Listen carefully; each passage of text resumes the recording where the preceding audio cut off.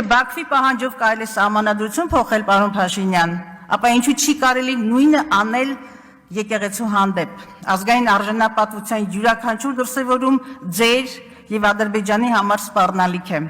Դուք նաեւ հոգեպես եք կապիտուլացված։ Երեք վոլունտարիզմի եւ անհավասարակշիռ հրահանգների հարթակը Սամվել Կարապետյանի տան բակներ, իսկ հայոյանքների հրավառությունը Փաշինյանի ֆեյսբուքյան պաշտոնական էջում։ Եվ ոչ քաղաքական թիմում, ձեր քաղաքական թիմում, նաև իրավական մարմիններում ԱԱԾ, դատախազություն եւ այլն չգտնվեց որևէ մեկը, որը կսաստեր այս հակասահմանադրական եւ հակապետական ընթացքը։ Կգիտակցեր, թե ինչ կարմիր գծեր են հատվում եւ պառակտումի այս հերթական քայլը ինչ աղետաբեր է մանավանդ հենց այս օրերին։ Պարզապես անմեղսունակ պետք է լինել չհասկանալու, որ հերթական պառակտման եւ ստեղծված մթնոլորտի միակ շահառուն Ադրբեջանն է։ Ձերը, պարոն Փաշինյան, ոստիկանապետությունն է, ստի, ցինիզմի եւ բռնության վրա կառուցված երկիրը։ Այո, պարոն Փաշինյան,